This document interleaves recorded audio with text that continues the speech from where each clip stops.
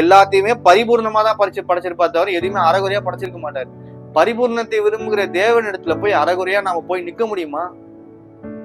என்கிட்ட 4 கனிகள் இருக்கு, 5 கனிகள் இல்ல, 7 கனிகள் இருக்கு, 2 கனிகள் இல்ல, உள்ள போக முடியாது பிரியமானவர்களே. எந்த ஒரு காரணத்துக்கும் யோசிக்காது, உள்ள போகவே முடியாது. இதை உங்களை பயன்படுத்துறதுக்காக, உங்களை த்ரெட்டன் பண்றதுக்காக இல்ல. இப்போ இந்த நேரம், இந்த செகண்ட் நீங்க மனம் திரும்புறதுக்கான சான்ஸ் இது.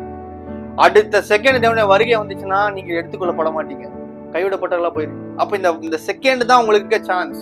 நாளைக்கு நான் மனம் திரும்பிக்கிறேன், நாளானிக்கு அடுத்த வாரம் நான் ஞானஸ்தானம் எடுத்துக்கிட்டு நான் மனம் திரும்பிக்கிறேன் இல்ல, இப்போவே செய். Right now. நீ இப்ப மனம் திரும்பினா அடுத்த செகண்ட்ல பல்லவராஜன் வந்துச்சுன்னா நீ எடுத்துக்கொள்ளப்பட மாட்டேன். அதை புரிஞ்சுக்கணும் பிரியமானவர்களே. அடுத்த ஒரு வசனத்தை வாசிப்போம். 53ஆம் அதிகாரம் 3ஆம் வசனம் 4ஆம் வசனம்.